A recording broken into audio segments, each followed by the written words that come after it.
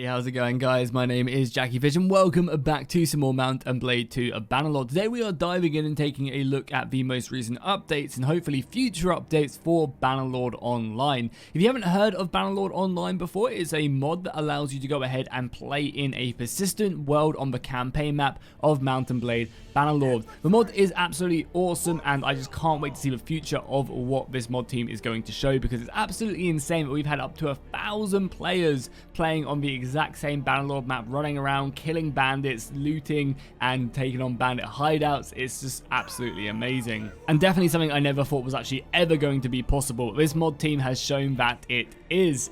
So yeah, there's been a lot of kind of talk and updates over the past couple months since I've last played, as well as that we've also got a very interesting update today actually about PvP. I went ahead and actually showed 2 screenshots of the PvP they are working on. It actually goes ahead and gives us a lot of idea about how it will actually work in the game. Originally, a lot of people thought that PvP was simply just going to be castle sieges, and that was the only way that you could actually end up PvPing someone. However, from these images, we can actually deter that it's going to be a lot different to that. It's not just going to be castle sieges, it's actually going to be open world PvP, which I actually think is really important. I think actually being able to just kind of gank people, take on their trade caravans, will just lead to so much fun and exciting gameplay. So this is something that they're currently working on, isn't in the current version of the game, and it's looking really good. So as you can see from the screenshots, we've got 2 parties. One's red, obviously you can attack that one. One's obviously the person's player. Storm is going to be the player, and then at the bottom we have a PvP zone metric right there. And by looking at this, you can actually obviously infer a ton from the gameplay. There's actually going to be certain parts of the map which are going to be PvP friendly, and then there's going to be parts which are going to be safe zones. I think this is such a good idea, because this way the more experienced players can go to these zones, gank each other,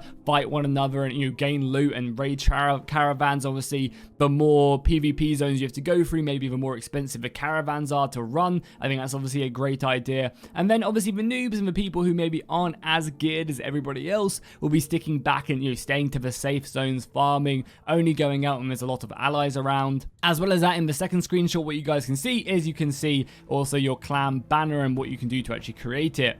You can obviously see as well, we've actually done a lot of editing here. There's a load more icons, a load more things you can actually adjust, which is really good. So you can actually change the sizes of all the different, I guess, things that you do end up sticking on your icon. And I would imagine as well that you would be able to actually add in banner paste as well. I can't see them not including that in the game, where you can just copy and paste a certain thing in, which again would be really cool. But maybe they wouldn't, because they wouldn't want anyone to do anything too kind of, I guess, against the rules of the game. So who knows what we'll see there. But again, it's really cool that you'll be able to actually create your own banner, and there's loads of options to go in deep and actually create your own clan's banner. And I assume as well you'll be able to create your own kingdom colors as well, because right now this is obviously going to be a clan. They have said in the past, I believe, that clan sizes will be limited to around about 10 to 15 people, and then you'll be able to have multiple clans in a kingdom, again, all fighting for one another. So overall, the PvP is looking absolutely amazing. Can't wait. I'm really happy they decided to go with the PvP zone system rather than just normal castle sieges, and that's it. I think open world PvP will bring so much fun and excitement to the game itself, especially as you gank people on the way to the castles. It's just absolutely awesome. So yeah, I can't wait to see that. So now let's dive into a few of the updates that have already happened over the past couple months, and we can see what they have been adding. Now we've taken a look at PvP, we can also dive in and take a look at some of the updates that have recently hit the servers over the past couple months. One of the major ones is the fact that they have actually gone ahead and combined the EU1 servers and the EU2 servers, along with NA1 and NA2 and Russia 1 and Russia 2. So basically all the servers have been combined down into just one for each region. I think this is a great idea. No one wants to have the kind of all the different clans split across one server. For the most part, everyone who was serious about the game will just be playing on one server. I can imagine that some people who do want to just sit back and chill and play a fun game maybe would like another additional server for that. But I think for the most part, just keeping everybody together is a really good idea as best as you can. Again, I imagine as well the reason there were so many of these servers as well was the fact that they were just testing stability, seeing how far they could push it. I remember the servers going from 100 people to 1,500 people in the matter of a couple of days, and it was crazy to see kind of just the explosion of the amount of players just diving in. So again, if you're curious about what's going to happen to your character during these merges, basically you don't have to worry. All the stuff, if you're on EU1 or EU2 for example, all your stuff on there, your gold, your items, your troops, your army, all of that stuff will just get merged into EU1, so you'll have no problem in kind of just picking up where you last left off. I have also though heard rumors that there is going to be possibly a wipe when the big update comes and PvP gets released and everything like that, which obviously I am very much on board with. I would love to have a wipe. I think the game should wipe maybe like every 4 or 5 months maybe, to keep things nice and fresh, depending on how the game does get fleshed out, because when you've kind of maxed out everything, things can get a little bit boring. But we'll have to see. There's no idea, no telling how the the meta will be 4 or 5 months into the official PvP stuff and what's even happening. So I guess it doesn't really matter what I think at this point. As well as that, they have also increased just kind of the basic stuff, so just increase some of the economy stuff, giving you more options to loot. They have also added in way more quests to the game as well from the tavern, so now you can pick up a few more quests, again just giving you a few more things to do in the game whilst they're working on the new bigger updates, which is really cool.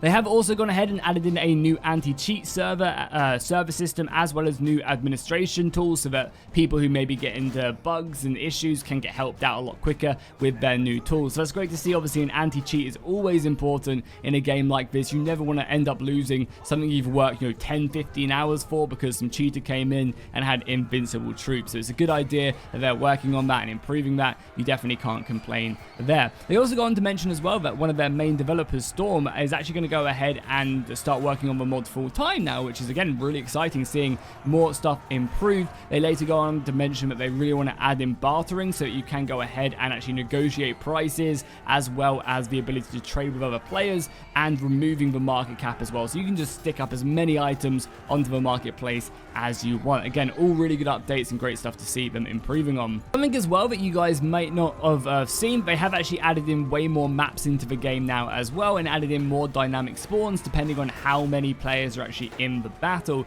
So for example, if you have 5 people all with 100 stack soldiers, they'll start a lot further away than a army if you're just fighting a group of bandits by yourself. So that goes ahead and gives you way more play, and I think that will make the gameplay just way more exciting, especially when it comes to PvP. You don't want to just be spawning immediately close and just kind of F1, F3, charging into battle for the glory of Calradia. Yeah, it's not going to be fun. So the fact that they've gone ahead and added in, I think there's about 4 or 5 dynamic maps depending on where you are in the campaign, and obviously they'll add more and more as they can, which will again be really good. So I think that was definitely one of the big issues that they had. They have now went ahead and seen to.